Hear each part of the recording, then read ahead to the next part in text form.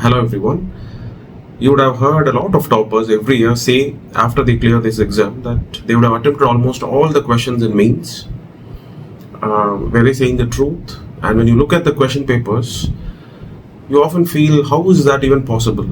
A paper like this, which has so much of difficult questions, do toppers really attempt all the questions as they claim? The answer is almost yes. Most of the toppers, at least those who make to the top ranks, would end up attempting almost all the questions. They wouldn't really find any questions simply to be left unattempted. But then, how is that even possible? You can only make it possible if you really understand PYQs. It's only possible if you really understand how UPSC makes questions challenging in mains. And it's to address this issue we have our session today, right? So before I get into the agenda of today's discussion, let me first give you a basic overview as to the nature of questions asked in GS papers every year in mains. So in GS paper 1, 2 and 3, every year there are 20 questions asked. And out of 20 questions asked, this would be my way of classifying the questions into three different categories. Out of 20 questions, approximately 10 questions every year are of the easy type. And why would I call 10 questions as easy types? Either they are almost repetitive of previous year's questions. Like for example, last year, 2024, in GS paper 2, there was a question asked about simultaneous elections, one nation, one election. It was already asked a couple of years before as well. So that's why, there are such kind of questions which are simply repetitions of past year's question. I would classify them under the easy category. And then there are questions which are asked from very prominent current affairs that most aspirants would have prepared. Like for example, in last year's economic paper, in GS paper 3, there was a question on labor codes. And this is something that's very easy, very known to almost all aspirants who would have cleared prelims, right? Or it could be from a very familiar concept, let's say the deficiencies in parliamentary form of government, right? So the last year the question that was asked on cabinet system of government, so that was actually an easy concept basically, right? So I feel every year in mains, at least 50% of the questions asked in every paper GS 1, 2 and 3 will be easily handled by anybody who has cleared prelims. Alright, but then there are another 50% of the questions which I would classify them as moderate and difficult. So some of them are moderate questions, some of them are difficult questions. Why would I call a few questions as moderate? It's because these are questions which are from the syllabus prescribed by UPSC. You have clearly understood what that question actually expects from you. You can even initiate an answer for the question. But can you really fill in the pages to the limits required? That is the big question mark over there. So that's why I would classify a few questions as moderate, right? And then there are questions which can simply be handled by years and years of your habit of reading newspaper. Because of reading newspaper for 1 or 2 or 3 years, you have a lot of exposure to so many different areas beyond your normal bookish preparation. So all of those areas will come to your help in interpreting a question and taking the answer forward. You may not be very sure if you're writing the best answer here, but definitely you're not writing an incorrect answer. So such would be the nature of questions which I would put under the moderate category. You know the answer, you are familiar with the topic, but you simply just do not have that necessary expertise and complete confidence to give a very satisfying answer for that question. So such category of questions would come under moderate. And then there are difficult questions which are totally new. For the first time, UPSC gives a hint that even such areas can be asked. Very unheard of current affairs could have just missed your attention even though you have been regular reader of newspaper. Some current affairs evade your attention. So such could be the areas from which questions could be framed. And then very deep philosophies and concepts, right, underlying in constitution, which normally you do not encounter. Maybe only students who could have had law as their background might be familiar with certain terminologies, or maybe something very factual, right? And such factual questions which normally GS aspirants would not at all be encountering at all. Only the optional students of such subjects would even encounter certain facts. So such kind of questions are what I would put under difficult category. One which is very novel. For the first time in history, UPSC has scratched such topics, brought it to your attention. Very unfamiliar current affairs or very deep philosophies and concepts, right? So this is how I would classify the questions asked in mains into 3 different categories. And trust me, those who make it to the top ranks would excel in this and would definitely answer all these questions as well. Somebody who get into the rank list would excel in these 2 categories. They may skip attempting 1 or 2 questions even from the difficult part, right? Still, you can actually make it to the rank list provided your optional works in your favor, your interview goes well in your favor, and you get really good marks in interview. If such things happen in your favor, then yes, a rank can be ensured even though you may be skipping 1 or 2 or 3 questions in a GS paper. Not 3, maybe 1 or 2 questions. Alright, and also understand when we have our test series, when the mains test series goes on in the academy, when 2 different students come to me and let's say both of them have scored equal marks, both of them have scored 80 marks, and I go through the paper, I try to reason out where have they not scored, and trust me, every time when I as a faculty, when I really frame a very difficult question which I felt very satisfying when I framed it, because I felt it's a very challenging question I framed. Definitely the student is going to be a lot challenged, he's going to be very tested to the extreme limits. Let me see how many of them would even attempt this question. Out of these 2 aspirants who have scored 80 each, it's that aspirant who actually has attempted the questions which I have thought to be very challenging and difficult to attempt. It's only those aspirants who actually attempt that. They are the aspirants who finally end up cracking this exam, or at least clearing mains. They go to the interview phase, though both of them have scored equal marks. But then the first category of aspirant who would simply score this 80 marks only because he was good with easy questions. He lacks that imagination to attempt the difficult questions. He lacks that sense of adventurism or that sense of creativity to conjure up an answer and try to somehow manage the difficult ones. These 2 aspirants, irrespective of the scores, they are not alike. They could have scored same marks, but there is a big difference between their probabilities of how they are going to crack the mains examination. Because one aspirant has that core skills, he has that mindset, he has that confidence to explore the difficult parts and still manage to attempt it and get it right. So, the point I'm simply trying to emphasize here is, it's the moderate and difficult questions which actually decide your suitability in the rank list. Especially it's the handling of the very difficult questions which is going to decide if you would come into the top 100 ranks or you get into IAS or not. It's dependent upon your handling of the 5 most difficult questions in every paper.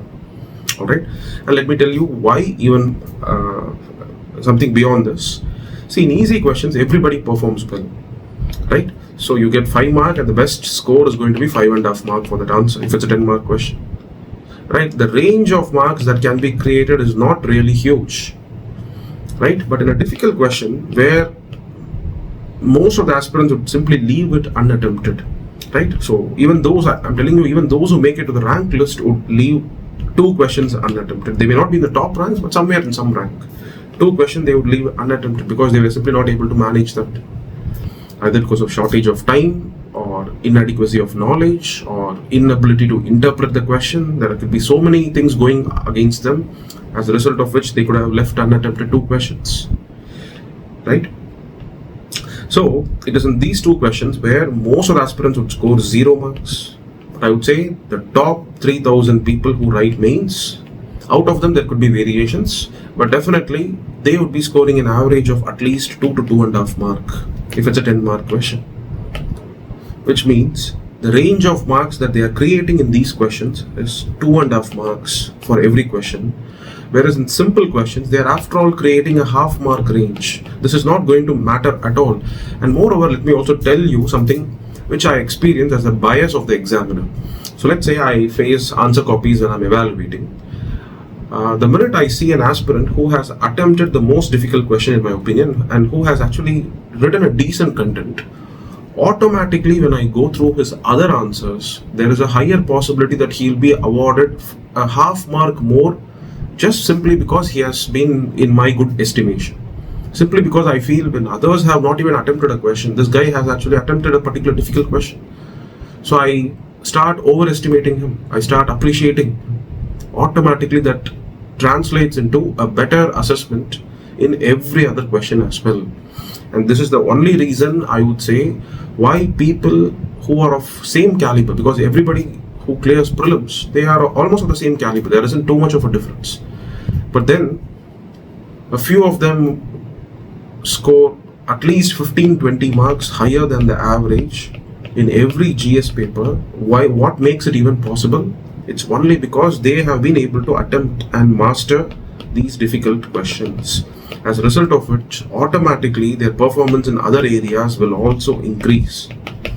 So understand this truth, understand this reality about the nature of questions that are asked in every GS paper first, right?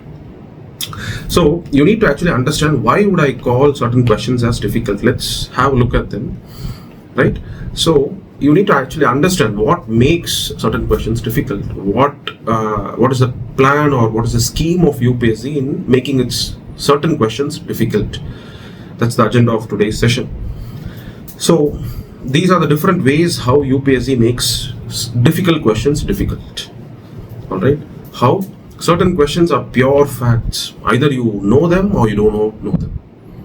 Right? If you have not even heard a single idea about it, then how will you even attempt those questions? So you almost leave it unattempted. Okay? But let's explore if that's the only option available before you, or depending upon the question, are there also some other ways of how you could have managed even attempting such questions? Let's have a look at that. And then novelty is definitely another reason which actually takes aspirants off guard. Right, they are caught off guard because they have never anticipated, they have never even thought from this area a question can be asked. And all of a sudden, for the first time they encounter this question, they are totally clueless as to how to even take it forward. Right? Except these two areas, I don't see the other areas as too difficult. Okay? And these are also ways of how UPSC's questions appear to be challenging. For example, where questions you are familiar with, you are aware of probably an introduction, or you can even start a one-page answer, but you're totally shallow. Just because you do not know the depths of a topic, what happens is you do not have the confidence to extend the answer beyond the first page. Right? So it leaves a very bad taste in the mind of the examiner. When I go through it, I feel that maybe not so bright aspirant. Right? So that is also another reason why questions become challenging. It could be from familiar areas, but it explores the depths to great limits. But you have forgotten to consider the depths of such familiar topics. So that makes certain questions difficult.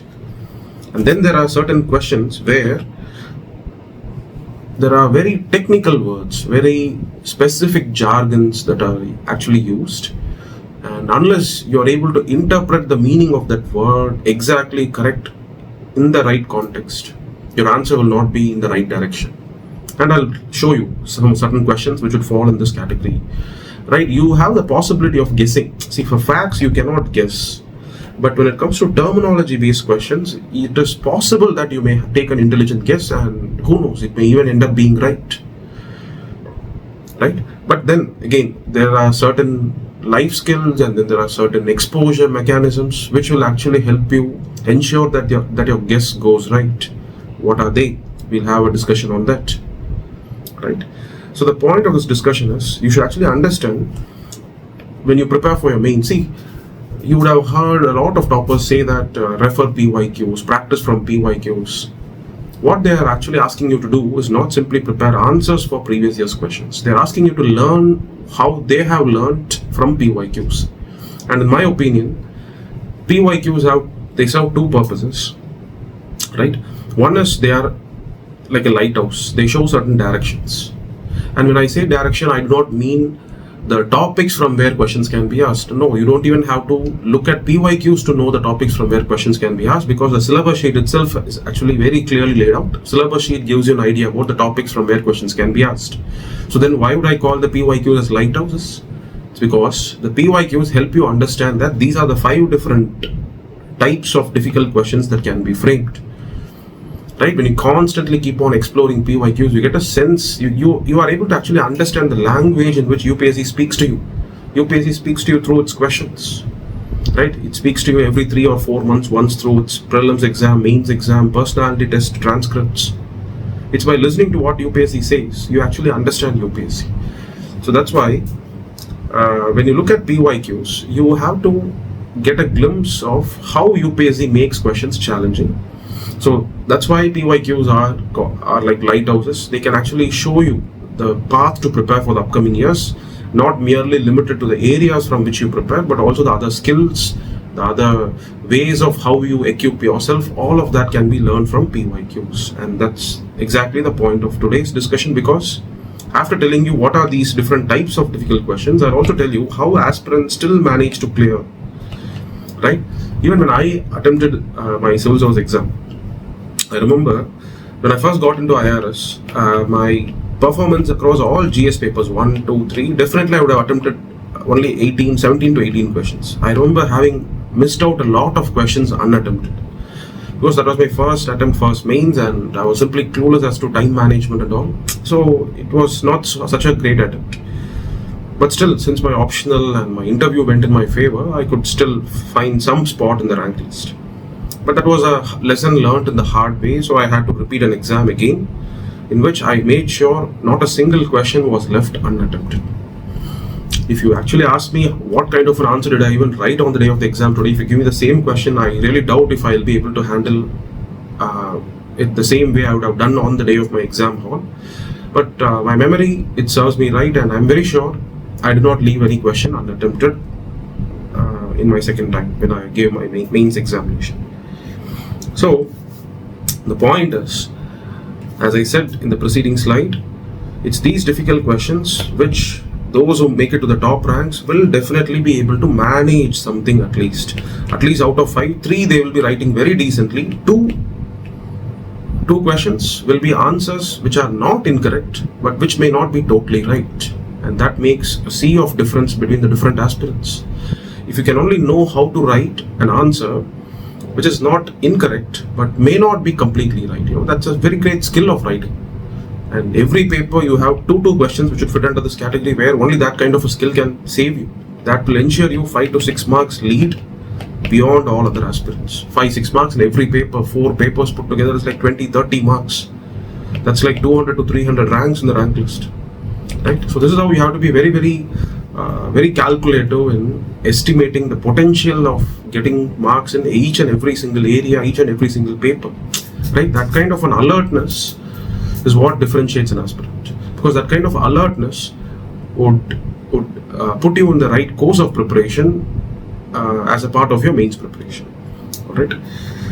So let me give you some examples of why, and so that you understand why would I label certain questions as factual. If it's a factual question, what kind of a preparation method will help you even tackle such questions on the day of your exam? Why would I label certain questions as novel questions? And if it's a novel question, what kind of preparation method, strategy can help you tackle such kind of questions? Right? So let me walk you through it so that you get an idea about why and the rationale behind my classification of difficult questions into these types. So the most difficult type of question, in my opinion, would be this factual type of questions. Right? You either know it or you do not know it. And for example, and in my opinion, it is subjects like geography, science, environment. It is from these subjects where such kind of questions are asked, where it's only when you know you can even start the first line of the answer. If not, you end up leaving the entire question unattempted. right? So geography, science, environment, and rarely polity, right? I don't see such questions from history. I don't see such questions from art and culture. And I don't see such questions from international relations, right? In all those subjects, the difficulty type could be something else, but not the factual type of a question, right? But I feel geography is a subject from where more and more of such questions are asked in the upcoming years, right? And science and tech and environment, of course, they are very factual in nature. So if you know certain aspects of science, you can attempt it or you cannot attempt it. But geography, again, it's also related to science and tech. It's almost another scientific subject, right? So that's why it is these subjects from where the most difficult factual questions are asked. Have a look at it. In 2024, there was a geography question. What is a twister? Why are the majority of twisters observed in areas around the Gulf of Mexico? Right? Guesswork here may not really work rightly unless you are already familiar with the word twister. Right? But how can you be familiar with this? Maybe by watching this movie called Twister. Or if you would have watched some Hollywood movies and where there are sequences where tornadoes are formed, if you would have heard the word. But that's all a very slim chance. That's not a normal way of how aspirants would be exposed to. So that's why I would say that this is a very purely a factual question. Because even if you had to guess it, you would probably guess it as a cyclone or you would guess it as a hurricane. But what is the possibility that you would have made a right guess as twisters indicating tornadoes, right? Or if at all there was a question like what is a twister and explain the damages caused by twister, then there is a chance that you could be hinted that extreme damages are possible in tornadoes, right? So such kind of linkage could have been made possible if the question was slightly differently worded, but here there is no possibility of guessing, pure fact, right? So such kind of questions, yeah, in 2023 as well, there is a question, how are fjords formed? And trust me, until the year this question was formed, not many people would even know that the way to pronounce this word is not fjord, it is actually pronounced as fjord, right? Until then, nobody even knew this. Maybe some good geography faculties or some great optional aspirants with geography as an optional would probably be knowing this, but others, no way, you could not have known this, right? And in 2024, there was another question. What are Aurora Australis and Aurora Borealis? How are these triggered? Right? So when I saw this question, I did know the answer, but I really doubt if I would have known the answer for this when I was an aspirant. But if the question was very clearly, what are northern lights and southern lights? Oh, then yes, I may have known an answer. At least I could have identified what that is. And if you ask me all the different causes, I may not be able to really elaborate it up to 2.5 pages length. But the way it was asked in 2024, what are Aurora Australis and Aurora Borealis? I don't think any of my other skills of deduction, inference, guessing, or logical thinking, nothing can come to my help when it comes to facing this particular question, right?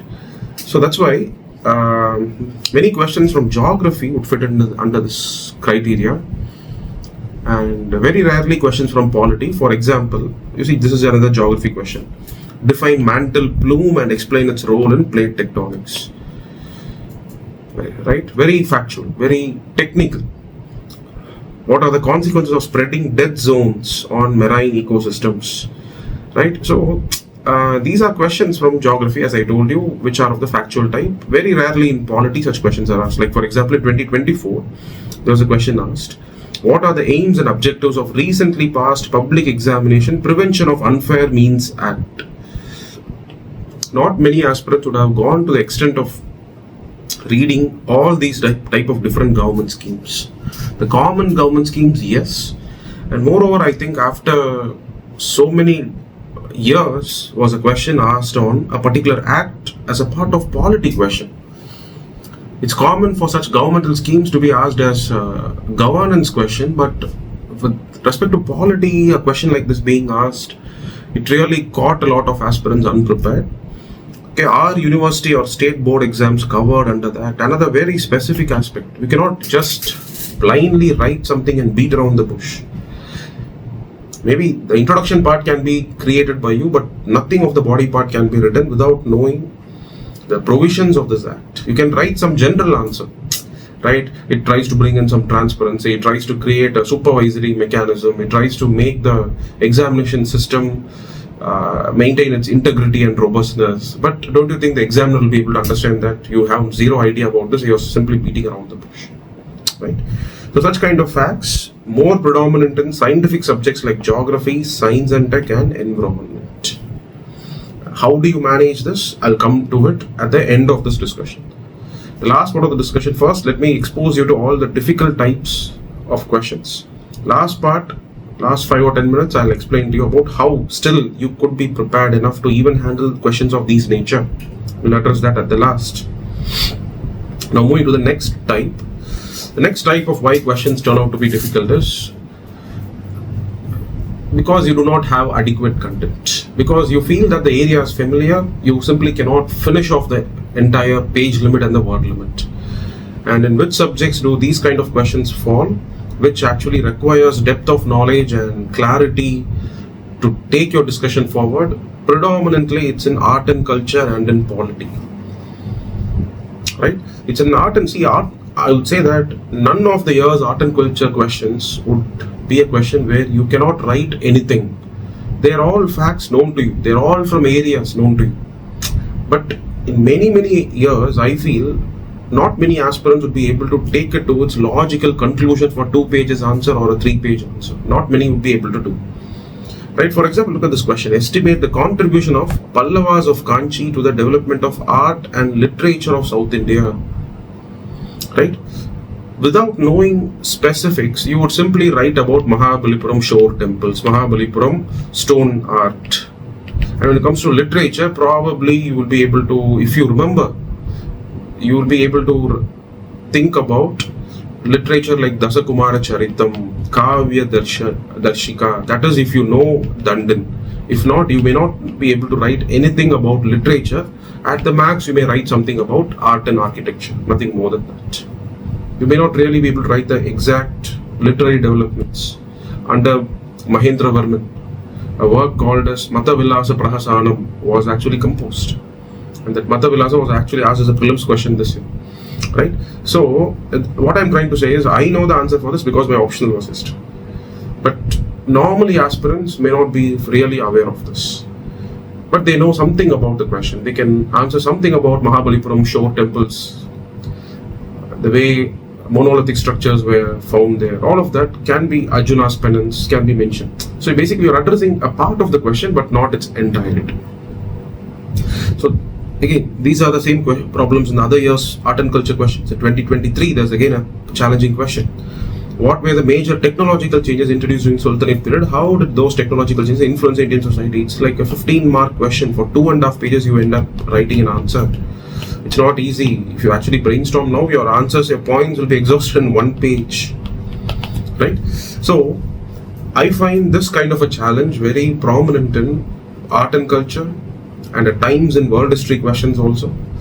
Like for example, in 2024, in the last means, there was a world history question on whether First World War was fought simply to balance powers, right? A 250-word answer. Okay, you would hardly, as a normal aspirant with very minimal exposure to world history, your points will all simply be revolving around Turkey or Austria versus Serbia, okay, and probably Germany versus England. But all of that is a content for 1.5 pages, not for 2.5 pages. Right? So the challenge here is, how do you justify the quantum to the examiner? How do you justify that you have written sufficient enough to get 40-50% of the scores? That's the problem here. Right? So the subjects where this problem is more prominent is art and culture, history and polity. Right? For example, polity, many years you have this problem. As I told you, in polity, very rarely you will find questions that you're totally unfamiliar. It's only when it's of the factual type, when it's of something very specific, you may not be able to even start the discussion. But otherwise, polity questions are all questions where everybody feels familiar. But many questions in polity are of such type where you may not be able to write even a decent answer for 40% of the questions asked in polity, unless there's a specific preparation that you have already involved yourself in. Right? So look at the question. Discuss India as a secular state and compare it with the secular principles of US Constitution. Right? We of course, the first part can be nicely addressed. Discuss India as a secular state. But what are the principles of US Constitution? You cannot simply only talk about in US there is a fair degree of separation between state and religion. No. That's the same case with France as well. Almost in all Western countries, that's the same model. But US, there are certain things that are very, very unique to US Constitution, right? So it's called as the wall of separation. You need to understand what is this concept of wall of separation between religion and state. This is actually different from the concept of licet, which is the secular model followed in France. There is a difference between the two. In France, state is opposed to religion. State is hostile to religion. Whereas in US, that's not the case. In US, state accepts religion as a necessary entity, just that it maintains aloofness from religion. In France, the state goes and interferes in matters of religion. It tries to prevent a lot of religious practices. That is also secular. But in US, the state remains at a complete state of isolation from matters of religion. Right? The outlook is very different. So it's only when you know these fine nuances of the differences between the Western models of secularism, you will be able to even write a decent answer for this question. That's why I said in polity, answering questions requires depth of preparation. It's not about factual awareness. So see, you need to actually know this difference between the nature of difficult questions asked in different subjects, because only then you will be able to even identify the right reading resource. Somebody who gives you a compilation of all government schemes and facts to be read for polity, it means that they have not understood how difficult questions are even framed in polity. Then what is the purpose of reading them? That's why I said even study material, even the content, even the resource that you read actually differs from subject to subject. That's because the nature of questions makes the preparation of reading material different across different subjects. Alright, so similarly, look at the other question in polity. The judicial systems in India, UK seem to be converging as well as diverging. Highlight key points of convergence and divergence between the two nations. It's a 15-mark question, right? You know the judicial practices in India. You know that our judiciary is primarily patterned on the same judiciary of Britain with respect to the legal practices and all. But then what are the areas of divergence? Are you aware of that? Right? Maybe today, with these kind of areas being discussed in your classes, you may be aware of it, but on the day of the exam, when the aspirant faced this for the first time, it was a very challenging question. They couldn't write beyond the first page, right? So the nature of preparation required to handle such kind of questions, where depth of understanding is required to tackle the question, is a different type of preparation from the first category, where factual preparation has to be put in. Right? I'll come to this. As I told you in the last part of this discussion, I'll tell you how these kind of subjects where depth is required can be effectively prepared. Let me just come to that after a while. So the next category of difficult question is what I would call as the novel areas that UPSC shows through its questions. For the very first time, a question from these areas are even asked. Right? So let's have a look at this, and there isn't any particular subject where such novelty is explored by UPSC. From my understanding, such kind of questions has a possibility of being asked across any subject. Right? For example, the first question is from polity, next question is from geography, the third question is from art and culture. Right? See, I'm not saying that just because a question is new, you cannot even touch it. That is not what I'm trying to say. I find the impossibility of even touching a question and trying to write an answer, the only impossibility lies with the factual type of questions. Right? Apart from that, all other difficult type of questions would be the reason why I say almost all toppers would completely attempt all the questions unattempted.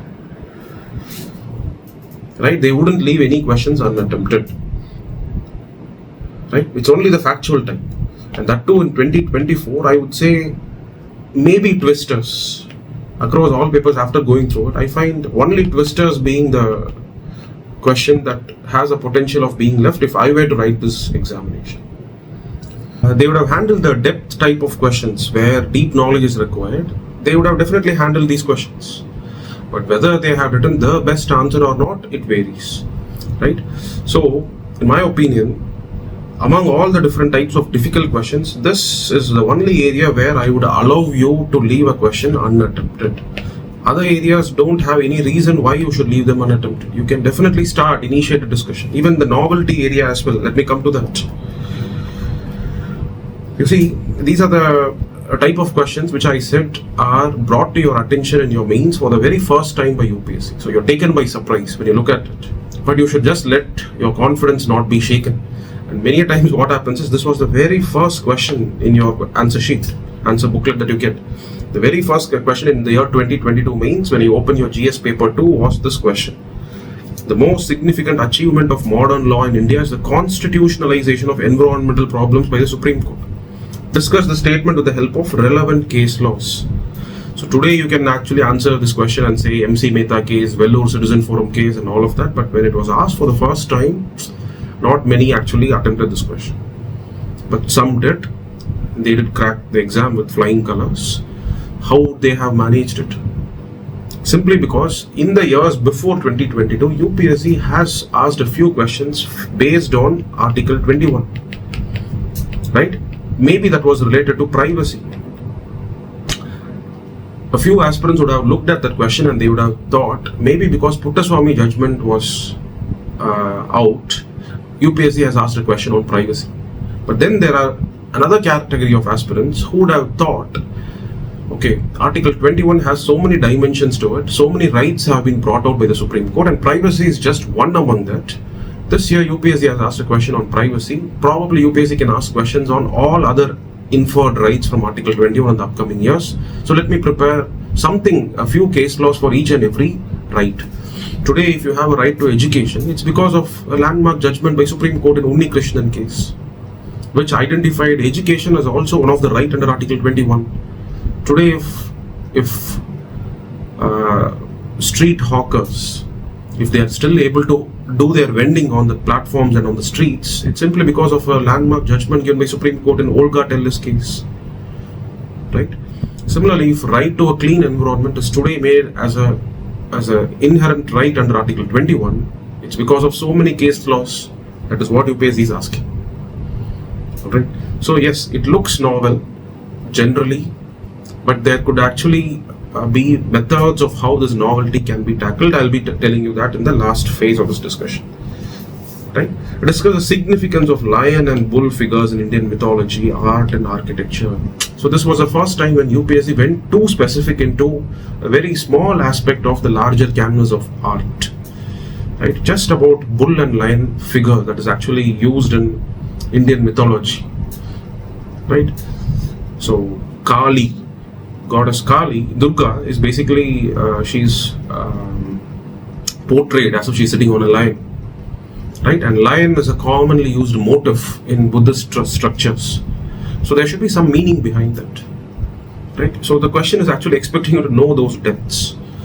Okay? So this can actually fall under the depth category or it can be under the novel category as well, because it's the first time in UPSC show to aspirants that it can transcend to such levels. Right? So this was a type of question that was never asked before. Before this year 2022, most questions on art and culture was about Gandhara art. It's about under Cholas what have been the greatest accomplishments. But one specific aspect which nobody would have thought about, UPSC has shown that it can even ask such kind of questions. That's what I bring it under the category of novelty, but this can also be brought under the category of depth-based questions as well. Alright. So this is another reason why questions in mains becomes a little challenging and difficult. And then there are questions where it's completely about your confidence and your mental strength in believing that you are interpreting the question correctly and taking it forward. It's all just about writing skills. Alright? It's all about making the examiner feel that the answer is not incorrect. The examiner is not very sure of giving you the highest of the marks, but they know that they simply cannot penalize you because everything seems to be right. Alright, I'll tell you an example for that. For example, in the year 2019, this was a question asked. And look at the question. from the resolution of contentious issues regarding distribution of legislative powers by the courts, the principle of federal supremacy and harmonious construction have emerged. Right? Try to understand the question. The question is,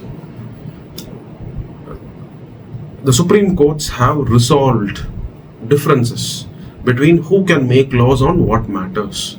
Because you have state list, union list, concurrent list. So whenever there have been a dispute between the center and the states about who can make laws on what matters, both center and states have gone to the courts, and the courts have resolved the disputes. And while resolving the disputes, two principles have emerged: principles of federal supremacy and harmonious construction. Right? Actually, breaking this question and understanding this is what is the real intent itself was a challenge for many. But let's assume you are able to do that. I would say that just think about literal interpretation. Principle of federal supremacy. What does it mean? Federalist center. Right? So basically the question says, in case laws, wherever center and states have fought against each other in the courts, the court has said center is supreme. Right? You may not even know what is harmonious construction, but at least you're able to know the first half of the question. Right? I would say this is sufficient enough for me to go and fill in 1.5 pages.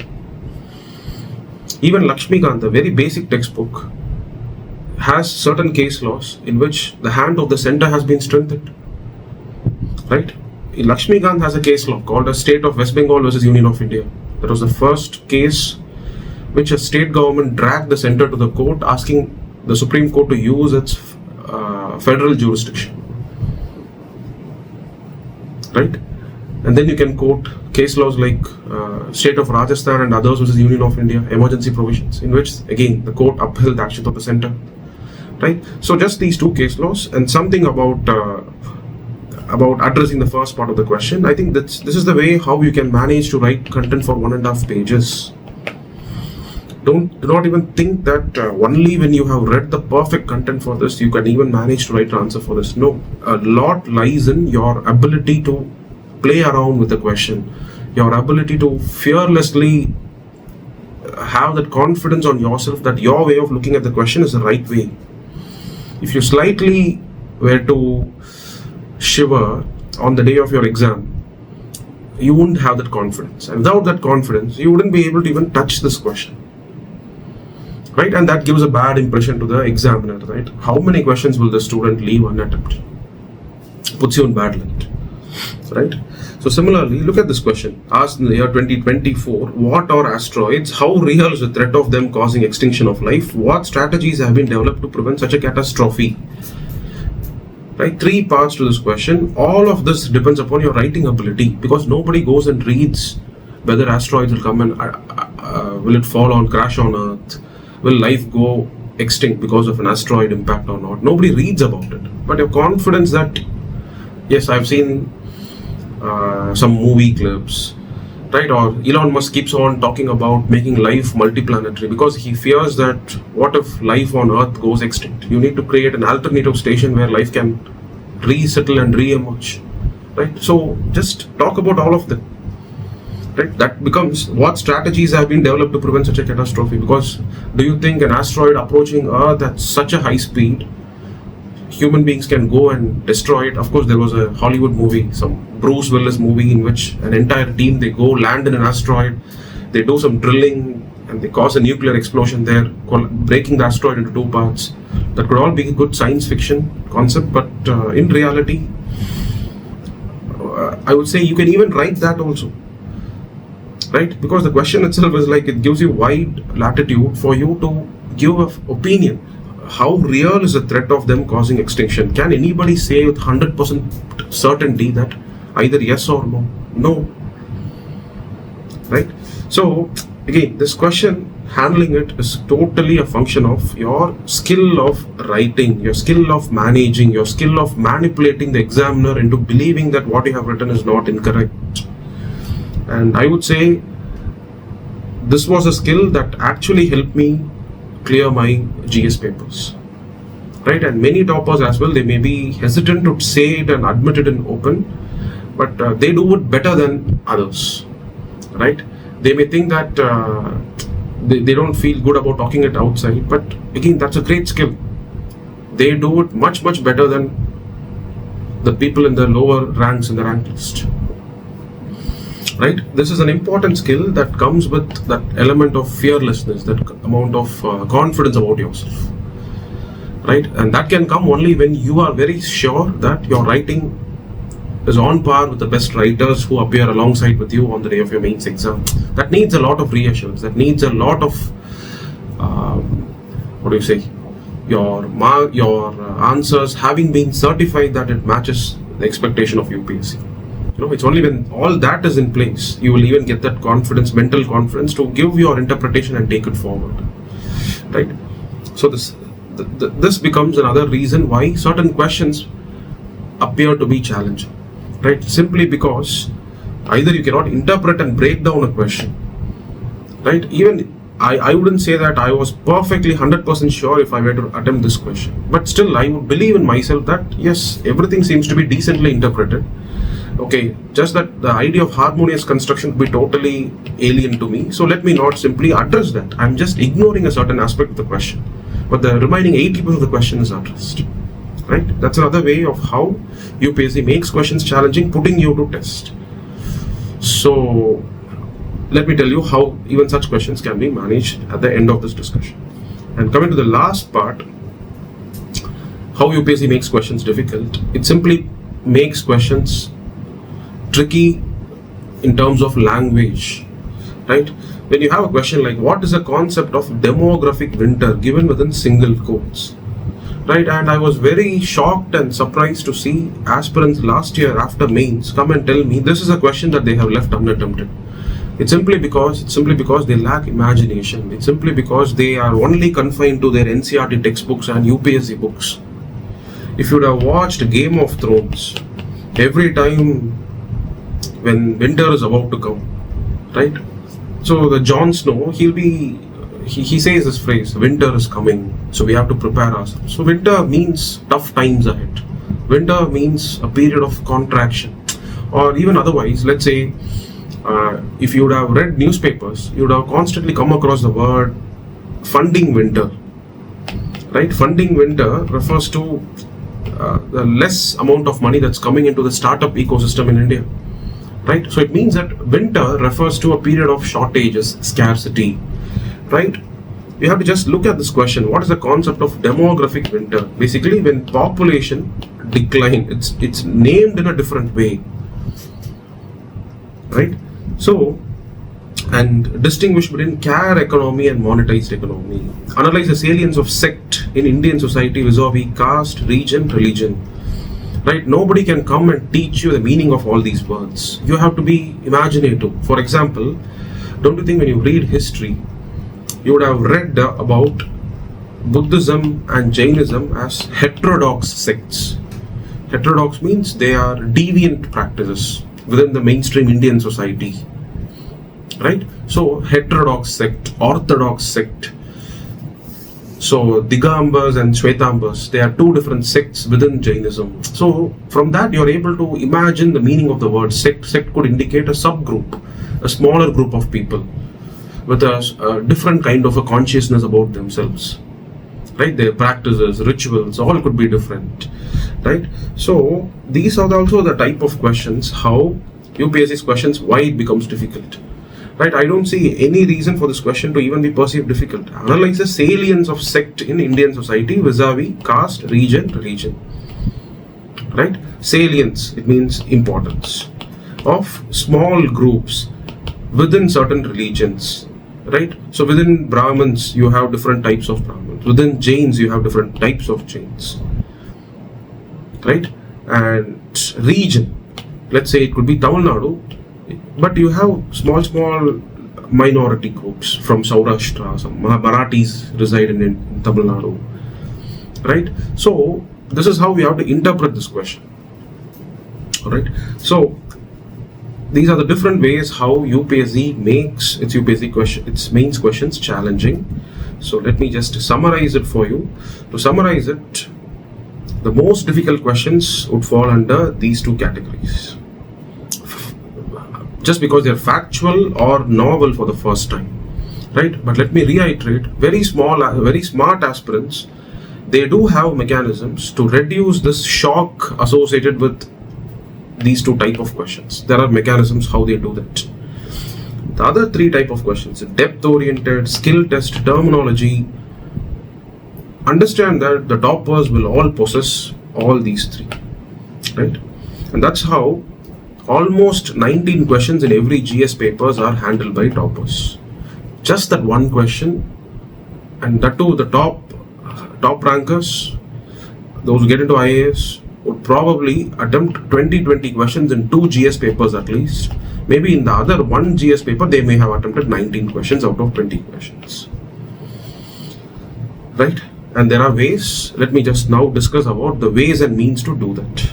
So now let me give you strategies as to tackle all these problems. First, what about the fact type of question? What about the novelty type of question?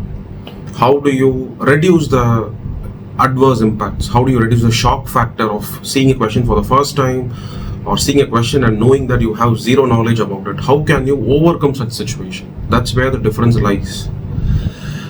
Okay, and I told you already, it's in subjects like geography or in science and tech or in environment where these kind of problems arise, right? I'll suggest to you 2 ways of how you can reduce this shock factor, this problem.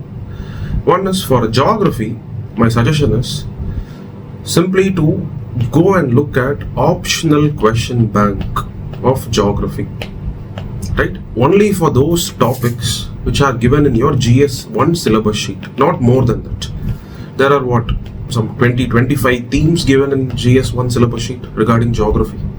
Just for that, have a look at all the different questions in the optional question bank of paper 1 of geography optional question bank, right? Definitely, even these novel facts like Deccan Trap or mantle plumes or fjords, all of that would have asked some way or the other in the previous years. So definitely you will not feel for the first time you're even encountering this word. The shock factor can be reduced with respect to geography, right? And with respect to environment and science and tech, the best course of action is, yes, you would be subscribing to one test series of some mains tests of some academy, but at least 5 or 6 other academies, have a look at their GS3 question papers, because it's in environment and in science and tech, you need more spatial awareness, you need more context awareness, you need more things brought to your attention. Once it's brought to your attention, you can prepare some 5-10 points, right? So that lack of awareness about such a thing even exists will be the problem. That's why, so when I was preparing as well, when I wrote my second attempt exam, I made sure for GS paper 3, since the number of subjects involved in GS paper 3 is very high, I made sure to look at least 5 or 6 different academies, all their tests, made sure not a single area evades my attention, right? So this is the only 2 things that you can actually do to tackle questions that are factual, to tackle questions that are novel, asked for the first time, right? So reduce the shock factor associated with geography, science and tech and environment. For geography, the solution is look at optional level question bank. You don't even have to think about answers, just look at it. You don't even have to write answers for all of that. Look at it, see if you're able to brainstorm some 2 or 3 points. If not, browse for 10 minutes. And today with ChatGPT and all that, it's so easy to get immediate content in your hands. That factor alone can go a long way. At least do things better than what others would be doing for proofing themselves from these shocks, right? So this is my first solution I can offer. Second solution is, when you see toppers interview after they have cleared this exam, many of them would have said, I made 1-page notes, 2-page notes. Understand that 1-page note, 2-page notes cannot be made for subjects like, let's say, geography, where you do not even know what area is going to be asked, right? But with respect to subjects where you are familiar with the area, where you are familiar that, questions will be asked from literature. When it comes to literature, there are religious literature, secular literature, literature by royalty. When it's about literature by royalty, you need to know which all kings have written literature. And one such king would be Krishna Devaraya, right? You may only know about one book written by him, Amukta Malyada. But what about his patronage to all other forms of Telugu literature that emerged during his time? Why not prepare 1 or 2 pages of notes for that, right? Now coming to the second aspect of how do you get to the depths? How do you have quality content rather than quantity? You need to actually get into more and more deeper into certain areas where the terrain would be familiar to you. Like for example, I told you art and culture, right? Or polity, right? Where the lack of depth prevents you from writing great answers. For such areas, the only solution is invest time, make 1 or 2 pages of notes for every single micro theme that you can actually imagine, you can think about on art and culture and polity based on your PYQ analysis. Figure out, and from your newspaper reading, you will be able to imagine a lot of new areas, right? Do not let laziness conquer you. Instead, invest time, invest efforts. It is for subjects like art and culture and polity where 1-page note, 2-page notes can actually turn out to be greatly helpful, right? It's because in questions from geography, except for that factual type where you cannot even touch the question, all other questions are manageable. You will be able to write decent answers. But whereas when it comes to art and culture, or when it comes to polity, especially in polity, if you do not have a ready-made content which has consolidated all your thoughts, it will be very difficult for you to on the spot imagine a nice answer, frame it in a cohesive manner and present it to the reader, right? You cannot keep on wasting time thinking about deeper and deeper answers. It should just be there before you. So preparing template answers, preparing 1-page notes, 2-page notes can come to your help in tackling the second type of difficulty associated with mains questions, that is the difficulty of lack of depth. For that, the areas where that actually pinches you very harsh is art and culture and polity. So prepare 1 or 2 pages notebooks for this area, right? So that's why I've written here, reduce the inadequacy factor. Do not feel that you do not have the content to extend your answer. So just take care of that factor, right? Now coming with this creative writing, right? This is what I told you as the skill of managing a question, skill of interpreting a sentence, trying to figure out in what context would this question have probably been asked, right? And I would simply say this will only come with a regular newspaper reading habit. I would say that you can even manage polity. All questions in polity that are not related to current affairs, that are all related to concepts, can be managed without even reading newspapers. If you know the right book, MP Jain, how to read that, if you know how to read from various blogs, newspaper reading may not be really that necessary to manage questions on polity, because the nature of difficult questions is depth oriented in polity. But when it comes to internal security, right, or the question on asteroids, as we have seen, it's all about your ability to write, and that ability to write can be borrowed from the way Hindu editorials are written. See, Hindu paper is useful from cracking CSAT till the day you speak your words on personality test in multiple different ways, multiple different areas. Hindu paper becomes useful, and this is also one such use of Hindu paper, right? Knowing how to drag a content, knowing how to, in the case where your content is short, try to make the introductions bigger, try to make the conclusions bigger. How do you extend them? That is again an art that actually comes by reading paper. So it's a combination of all of this that makes a topper. It's not like you learn one and you ignore other, right? So you should be exposed to as many question papers as possible on GS paper 3. You should be exposed to optional question bank for anticipating questions on geography. You should have prepared 1 or 2 pages notes for every small micro theme on art and culture and polity. And you should become creative enough, bold enough to attempt writing, making sure everything that you write revolves and gets tethered around the demand of the question, right? So that's again another skill that will help you on 1 or 2 difficult questions, all right?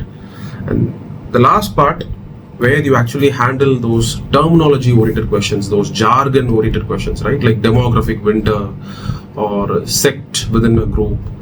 I would say that's more to do with wider exposure. Okay, it's not something bookish. It could be learned from newspapers, because I don't know how many of you would actually know the meaning of the word donkey migration. Do you know what it actually refers to? Or do you know there's a word called as anxiety? Right? So these are 2 words that immediately come to my come to my attention, it's because these are presently in news. Okay, donkey migration, if you're able to relate to that, what if this is asked as a question in your UPSC exam? Examine the different causes of donkey migration. Okay, you cannot literally break it into donkeys and migrating, but there is some other meaning behind it, right? So if you know the meaning of what donkey migration means, you can probably type it in the comment box. But what I'm simply trying to say is, and how did I even encounter this word donkey migration? Because I read an article on EPW, Economic and Political Weekly. There was an article which I read, right? So similarly, anxiety as well. All right. So these kind of jargons and technical terms. For example, that question on distinguish between care economy and monetized economy. Only those students who would have read economic survey in the year 2023 could have known what care economy actually means. Alright, so that's what I mean by additional wider exposure, right? So finishing economic survey is important in many different ways. It is economic survey which actually teaches you how to write an economy answer. It is economic survey which gives you the most useful data, and it is 2023's economic survey. Somebody who would have read that would have known the meaning of this word care economy. Otherwise, you can try giving a meaning to it. Care could probably refer to hospital care, it could refer to orphanages, old age homes. You can make an imagination, but again, that capacity to imagine also comes from these kind of regular small doses of exposure to wider reading, right? So that's why I said mains preparation is an art. It's more of a reflection of what you have been doing, what you are normally as a person. The skill set that you require to clear prelims is something different. It's more to do with your smartness, it's to do with your presence of mind, it's to do with your the quantum of information that you have been exposed to. But mains preparation, the way you tackle questions, is more about the quality of inputs that have gone into you, the quality of how you have shaped yourself. It is all of these factors which will all combine together and give you a very successful mains attempt. Alright. So I think this would have given you some exposure as to what I think about how UPSC frames difficult questions. And see, handling the 10 easy questions, even you would be able to do it today as well. But the ultimate point of 1 or 2 years of preparation is how well you manage the difficult questions. That 5 difficult questions, how well you manage, it arises out of all of these things. Alright. So we'll meet in the next discussion on some other topic related to mains. So I hope it was useful for you, and thank you.